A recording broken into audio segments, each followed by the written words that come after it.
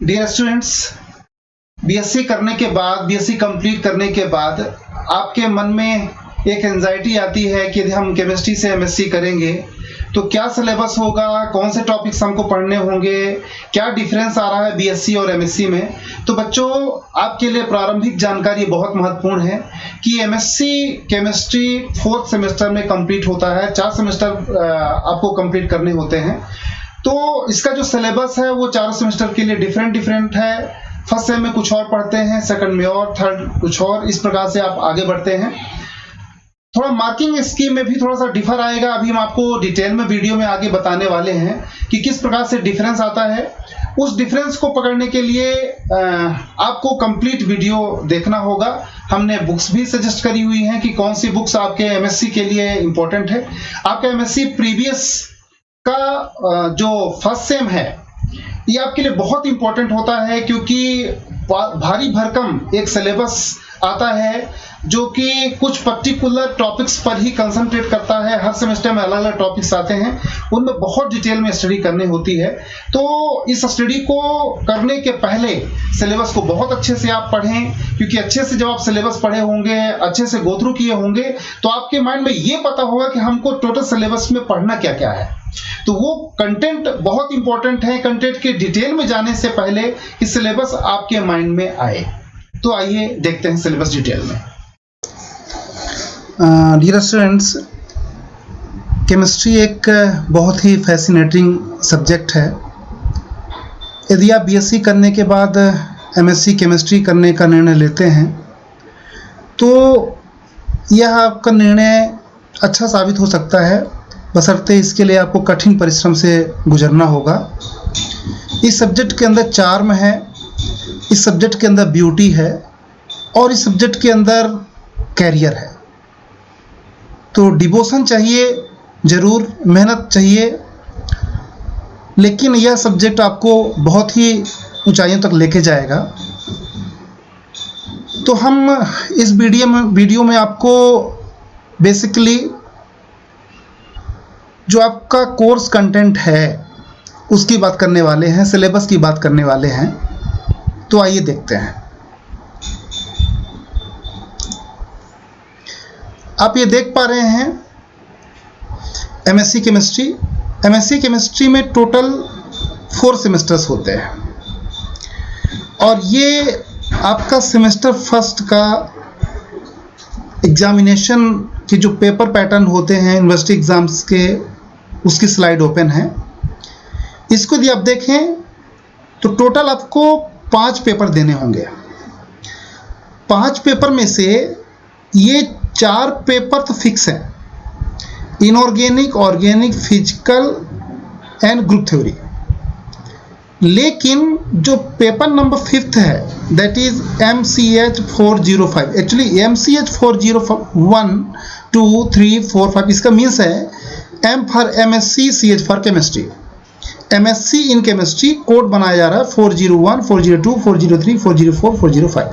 तो जो आपका 405 नामक कोड है ये वास्तव में ऑप्शनल होता है। और ऑप्शनल किस रिस्पेक्ट में है कि यदि किसी बच्चे ने बीएससी में मैथमेटिक्स लिया था तो यहाँ पर उसको पढ़ना है बायोलॉजी फॉर केमिस्ट, और यदि किसी बच्चे ने बायोलॉजी लिया था यानी बायो सब्जेक्ट से था तो एमएससी में उसे, एमएससी केमिस्ट्री में उसे मैथमेटिक्स फॉर केमिस्ट लेना होगा। यहाँ पर हायर एजुकेशन का इसके पीछे कंसर्न ये है कि चाहे बच्चा मैथमेटिक्स साइड का हो चाहे बायोलॉजी साइड का हो, जब वो केमिस्ट्री ऑप्ट करे एमएससी के लिए तो उसको एक बेसिक फंडामेंटल नॉलेज होना चाहिए। देन आप मार्किंग टोटल स्कीम यदि आप देखें तो 250 मार्क्स का थ्योरी पेपर होगा और 100 मार्क्स का प्रैक्टिकल रहेगा। ये टोटल मिलाकर के हो जाएगा आपका 350। So it's all about the marking scheme for semester first. अब हम देखते हैं सेमेस्टर फर्स्ट के लिए सिलेबस क्या क्या आपको पढ़ना होगा। तो आप देखें सेमेस्टर फर्स्ट में सबसे पहला पेपर होगा आपका इनऑर्गेनिक केमिस्ट्री का, कोड है MCH 401। 5 यूनिट्स में डिस्ट्रीब्यूटेड है। जो फर्स्ट यूनिट है that is stereochemistry and bonding in man group elements. जो मैन ग्रुप एलिमेंट्स हैं, मैन ग्रुप एलिमेंट्स के कंपाउंड्स, आपको मैन ग्रुप एलिमेंट नहीं पढ़ना, उनके कंपाउंड्स पढ़ने हैं, क्योंकि मैन ग्रुप के एलिमेंट्स उनकी प्रॉपर्टी तो ऑलरेडी आप पढ़ चुके हैं 11th और 12th एंड बीएससी में। यहाँ पर उनके कंपाउंड्स पर फोकस करना है, उनके बॉन्डिंग पैटर्न पर फोकस करना है। तो S block elements and P block elements को मैन ग्रुप एलिमेंट्स बोलते हैं, और उनको जो कंपाउंड्स हैं उनकी बात करनी है, उनकी प्रॉपर्टी की बात करना है, जिसमें हम वेस्पर थ्योरी पढ़ेंगे, बाल्स डायग्राम पढ़ेंगे, D pi P pi bonding, D pi bonding क्या होती है, पी पाई बॉन्डिंग क्या होती है, किस प्रकार से अप्लाई होता है, इसकी बात करेंगे। बेंट रूल आपको पढ़ने को मिलेगा, यहाँ पर हाइब्रिडेशन पढ़ने को आपको मिलेगा। देन यूनिट नंबर 2 जिसमें पढ़ना आपको metal ligand equilibrium in solution. तो मेटल लिगेंड तो हम पढ़ते आ रहे हैं, हमने बीएससी में भी पढ़ा है। मेटल लिगेंड सॉल्यूशन के अंदर है, कोई कॉम्प्लेक्स यदि आपका सॉल्यूशन के अंदर बन रहा है या सॉल्यूशन के अंदर हमने डाल दिया और एक दूसरा कंपाउंड भी डाल दिया, तो वहाँ पर किस प्रकार से एक्सचेंज हो सकता है और उस एक्सचेंज को कौन कौन से फैक्टर अफेक्ट करेंगे, तो इसकी बात इस चैप्टर के अंदर करनी है, जिसमें चिलेट इफेक्ट, थर्मोडायनेमिक इफेक्ट, ये सब चीज़ें आपको देखनी है। यूनिट नंबर 3 रिएक्शन मैकेनिज्म और ट्रांजिशन मेटल कॉम्प्लेक्सेस। जो ट्रांजिशन मेटल कॉम्प्लेक्स बनते हैं, कोऑर्डिनेशन कंपाउंड्स बनते हैं, उनकी रिएक्शन मैकेनिज्म की बात करना है। वो भी किसी से रिएक्ट करते हैं, उनके भी स्टेबिलिटी का एक ऑर्डर होता है, जिसके आधार पर उनको आप इनर्ट और लेबाइल कॉम्प्लेक्स में डिस्ट्रीब्यूट करते हैं। बैलेंस बॉन्ड थ्योरी आएगा, सीएफटी आएगा, एलएफटी आएगा, इन सब थ्योरी को बहुत डिटेल में यहाँ पर पढ़ना है, और साथ ही साथ में उन थ्योरीज को आपको अप्लाई करना है स्क्वायर प्लेनर कॉम्प्लेक्स के लिए, टेट्राहेड्रल कॉम्प्लेक्स के लिए, ऑक्टाहेड्रल तो आपने पढ़ा भी है, पुनः एक बार इसको देखेंगे।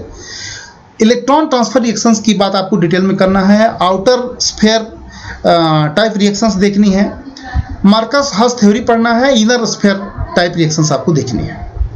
यूनिट नंबर 4 जिसमें मेटल लिगेंड बॉन्डिंग की बात करना है, यानी मेटल लिगेंड के बीच में किस प्रकार का बॉन्डिंग इंटरेक्शन बनता है, इसकी बात करेंगे डिटेल में, जिसमें क्रिस्टल फील्ड थ्योरी क्या समझाती है, उसकी लिमिटेशंस क्या है, एमओटी थ्योरी क्या समझाती है, और एलएफटी भी यहाँ पर थोड़ा सा हम देखेंगे, और उसको ऑक्टाहेड्रल, टेट्राहेड्रल, स्क्वायर प्लेनर सभी प्रकार के मॉलिक्यूल्स पर देखेंगे। यूनिट नंबर 5 HSAB कॉन्सेप्ट आ रहा है, जो आपने बीएससी फाइनल में पढ़ा था। इनऑर्गेनिक में HSAB कॉन्सेप्ट पुनः डिटेल में आएगा, जिसमें hard and soft, acid and base की बात करेंगे और उसके एप्लीकेशंस की बात करेंगे।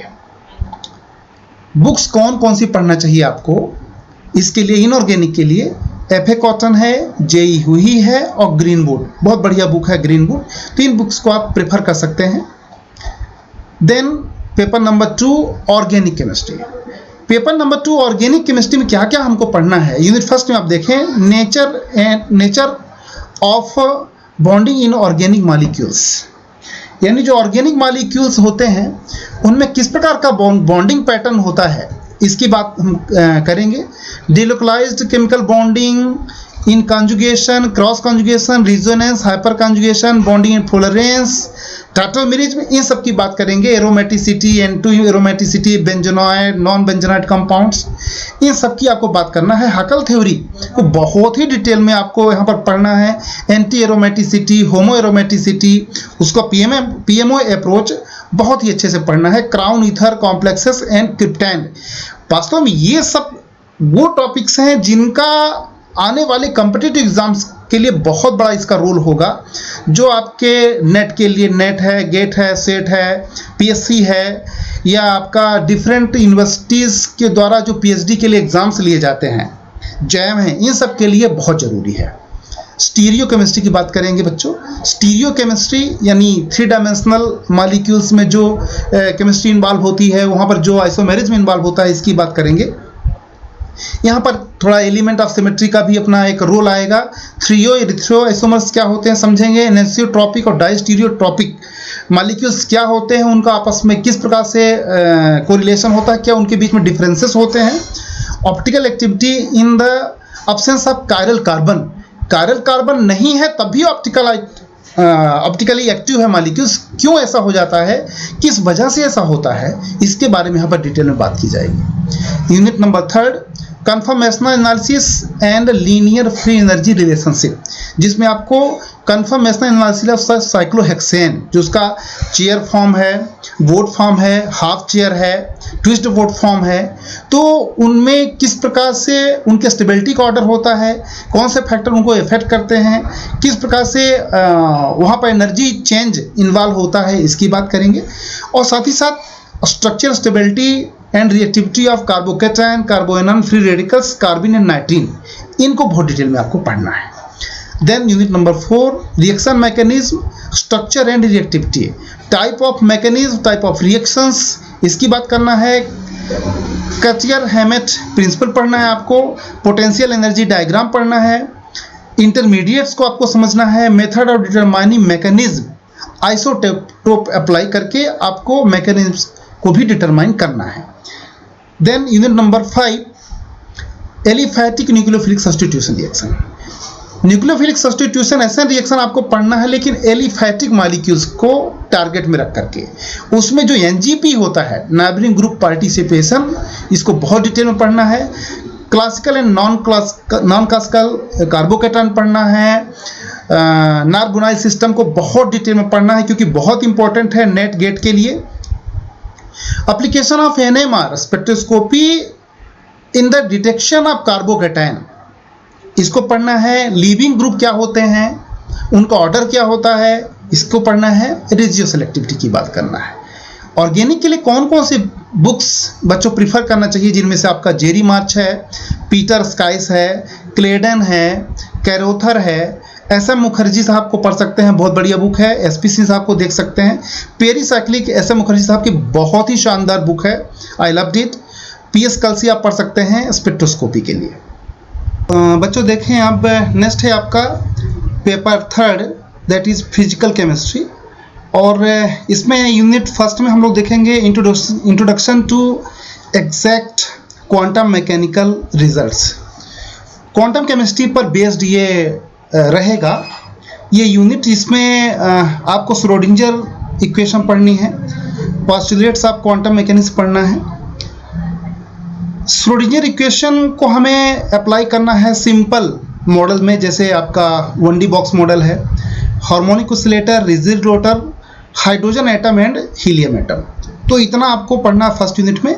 सेकंड यूनिट में ये सब आपका क्वांटम केमिस्ट्री के अंदर ही आता है। अप्रॉक्सीमेशन मेथड है, जिसमें द वेरिएशन थ्योरम है, परटर्बेशन थ्योरम है, and application of these theorem to the helium atom. Then आप आए मॉलिक्यूलर ऑर्बिटल थ्योरी। तो मॉलिक्यूलर ऑर्बिटल थ्योरी में Hückel theory of conjugate system पढ़ना है। Applications of to the ethylene, butadiene, cyclo propenyl radical and cyclobutadiene, इन पर apply करना आपको हक्कल थ्योरी। ध्यान रखिएगा, ये क्वांटम ट्रीटमेंट है, क्वांटम थ्योरी के द्वारा इसके रिजल्ट को आपको फाइंड आउट करना है। देन यूनिट नंबर 3, जिसमें आप पढ़ना है आपको एंगुलर मोमेंटम। तो ऑर्डिनरी एंगुलर मोमेंटम है आपका, eigen function for angular momentum, eigen values, angular momentum operator using ladder operator. तो कुल मिलाकर के इसमें आपका क्वांटम केमिस्ट्री का ही जो एंगुलर मोमेंटम ऑपरेटर्स होते हैं उनको देखना है। देन आप आए क्लासिकल थर्मोडायनेमिक्स। ये आपका क्वांटम नहीं है बल्कि थर्मोडायनेमिक्स का पार्ट है। तो थर्मोडायनेमिक्स में आप लॉ ऑफ थर्मोडायनेमिक्स एक बार पुनः पढ़ना है, जो आपने बीएससी में पढ़ा था उससे और ज़्यादा एलेबोरेटेड फॉर्म में पढ़ना है। एंट्रोपी पढ़ना है। कॉन्सेप्ट ऑफ फ्यूगोसिटी, एक नया टर्म आपका आएगा, concept of fugacity and determination of फ्यूगोसिटी।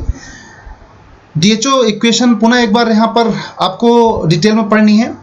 Application of phase rule to 3 component system. BSc में आपने जो फेज रूल पढ़ा हुआ है वह 1 and 2 कंपोनेंट है, यहाँ पर आपको 3 कंपोनेंट सिस्टम पर उसको अप्लाई करना है। Then unit number 5 which is statical thermodynamics. तो स्टैटिकल थर्मोडायनेमिक्स में स्टैटिक्स को प्रॉपर्ली यहाँ पर अप्लाई करना, इसीलिए आपको मैथमेटिक्स पढ़ाया जाता है जो बायो के बच्चे हैं, क्योंकि यहाँ पर बहुत ज़रूरी होता है। क्वांटम केमिस्ट्री को समझने के लिए भी mathematics, initial knowledge of mathematics की जरूरत होती है। तो concept of distribution, thermodynamic probability, most probably distribution, canonical, grand canonical and micro canonical ensembles आपको पढ़ना है। साथ ही साथ यहाँ पर आपको थर्मोडायनेमिक स्टैटिक्स, बोस-आइंस्टाइन स्टैटिक्स भी पढ़ना है। कौन कौन से बुक्स आपको अप्लाई करना है फिजिकल के लिए?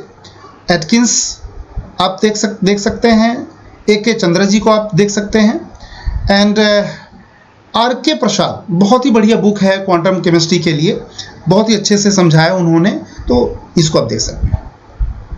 Then paper number 4, group theory and spectroscopy. तो जो ग्रुप थ्योरी है, तो ग्रुप थ्योरी में बेसिकली हम सिमेट्री, एलिमेंट्स, ऑपरेशंस और डिफरेंट कंपाउंड्स के एग्जाम्पल लेते हुए इस चीज़ को पढ़ना है। पॉइंट ग्रुप निकालने होते हैं, साइनोफाइल सिंबल्स क्या होते हैं, इनकी बात डिटेल में करना है। और जो आपका सिमेट्री एलिमेंट्स और सिमेट्री ऑपरेशंस जो ग्रुप से निकलते हैं, जिसमें CN है, CNV है, CNH है, DNH है, इनके एग्जाम्पल्स को आपको पढ़ना है, प्रॉपर अप्लाई करना आना चाहिए। बहुत ही इंपॉर्टेंट और बहुत ही इंटरेस्टिंग चैप्टर है। इसमें वास्तव में बहुत आपको ज़्यादा मैथमेटिक्स की या बायोलॉजी की जरूरत नहीं है, बस मॉलिक्यूल को विजुअलाइज करना आना चाहिए, मॉलिक्यूल के बारे में प्रॉपर अंडरस्टैंडिंग होना चाहिए और थोड़ा सा आपको सिमेट्री का नॉलेज होना चाहिए। बाकी बहुत ही शानदार ये आपका टॉपिक है। Derivation of character table, C2b, C3b point of symmetry, aspect of molecular vibrations of H2O molecules। तो सिमेट्री की जो आपका करेक्टर टेबल होती है उसका यूज करके H2O के लिए जो वाइब्रेशनल मोड होते हैं उसकी बात आपको करना है। Then unit number 2, microwave spectroscopy. यहाँ पर आपको रिजिड रोटर मॉडल पढ़ना है, नॉन रिजिड रोटर मॉडल पढ़ना, स्टार इफेक्ट पढ़ना है। Then unit number 3, infrared spectroscopy, जिसमें आपका linear harmonic oscillator, vibration energy of diatomic molecules, zero potential energy की बात करना है। Anharmonicity, Morse potential energy diagram पढ़ना है। PQ और ब्रांचेस क्या होते हैं इसकी बात करना है। ओपन ईयर अप्रोक्सीमेशन को आपको पढ़ना है। वाइब्रेशंस ऑफ पॉलीएटॉमिक मॉलिक्यूल्स, जो पॉलीएटॉमिक मॉलिक्यूल्स लाइक आपका अमोनिया है, H2O है, PCl5 है, ऐसे मॉलिक्यूल्स के वाइब्रेशनल जो मोड होते हैं उनकी बात करना है। सिलेक्शन रूल की बात करना है कि IR के लिए क्या सिलेक्शन रूल होते हैं, ओवरटोन क्या होते हैं, factor affecting the band position and intensity, जो IR की पीक्स आती हैं उनके पोजीशंस को कौन से फैक्टर अफेक्ट करते हैं इनकी बात करना है। मेटल लिगेंड वाइब्रेशंस की बात करना है। Unit number 4, Raman spectroscopy. Raman साहब हमारे यहाँ के ही साइंटिस्ट हैं, नोबेल लॉरेट हैं, इनको बहुत ही अच्छे से पढ़ना अपने को। Classical and quantum theory of Raman effect, pure rotational, vibrational and vibrational rotational spectra. Selection rules उन्होंने जो दिए थे उसको अपने को पढ़ना है। देन इलेक्ट्रॉनिक स्पेक्ट्रोस्कोपी में मॉलिक्यूलर स्पेक्ट्रोस्कोपी पढ़ना है। Energy levels, molecular orbitals, Franck Condon principle की बात करना है। इलेक्ट्रॉनिक स्पेक्ट्रा पॉलीएटॉमिक मॉलिक्यूल्स की बात करना है। Radioactive and non radioactive decay, यहाँ पर एक बार पुनः जेवलेंस्की डायग्राम इंट्रोड्यूस होगा जिसको आपको डिटेल में पढ़ना है। चार्ज ट्रांसफर स्पेक्ट्रा, आपने DD स्पेक्ट्रा पढ़ा हुआ है, साथ ही साथ में यहाँ पर आपको चार्ज ट्रांसफर स्पेक्ट्रा भी पढ़ना है। देन फोटो इलेक्ट्रॉन स्पेक्ट्रोस्कोपी आएगा इसी में। फोटो इलेक्ट्रिक इफेक्ट क्या होता है और कूपमान थ्योरम इसमें आएगा, उसको आपको डिटेल में देखना है। बुक्स क्या कौन सी ले सकते हैं, तो RS ड्रैगो ठीक है, F.A. कॉटन, ये 2 बुक प्रेफर करते हैं। देन आइए आप ऑप्शनल पेपर में, तो जो बायोलॉजी के बच्चे हैं उनको यहाँ पर मैथमेटिक्स फॉर केमिस्ट पढ़ना है। तो मैथमेटिक्स में बेसिकली हमको पढ़ना क्या क्या है, तो वेक्टर्स है, मैट्रिक्स है, डिफरेंशिएशन है, इंटीग्रेशन है, एंड एलिमेंट्री डिफरेंशियल इक्वेशंस पढ़ना है, परम्यूटेशन एंड प्रोबेबिलिटी, इतनी चीज़ें हैं जो आपको सीखनी है। देन जो मैथ के बच्चे हैं जिन्होंने अपने BSc में मैथ लिया था उनको बायोलॉजी फॉर केमिस्ट पढ़ना है, जिसमें आपको cell structure and function, carbohydrates, lipids, amino acid, peptides, proteins and nucleic acid. इसके बाद प्रैक्टिकल भी आपको करना होता है। प्रैक्टिकल में बहुत ही ज़्यादा जोर दिया जाता है। MSc बेसिकली प्रैक्टिकल बेस्ड ही होता है। तो प्रैक्टिकल में आप क्या क्या करेंगे, इनऑर्गेनिक में क्रोमेटोग्राफी है, प्रिपरेशन ऑफ इनऑर्गेनिक कॉम्प्लेक्सेस है, क्वांटिटेटिव क्वालिटेटिव एनालिसिस है, क्वांटिटेटिव एंड क्वांटिटेटिव एनालिसिस है, सिर्फ क्वांटिटेटिव एंड क्वालिटेटिव एनालिसिस होना चाहिए। 8 मार्क्स के हैं और रिकॉर्ड आपका होगा 4 मार्क्स का, वाइवा वोसी 5 मार्क्स। द सिमिलर आपका रहेगा, ये सब उसी का डिटेल है।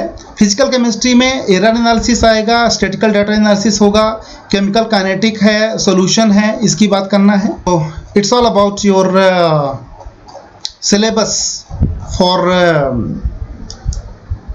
सेम फर्स्ट सेम के लिए सिलेबस।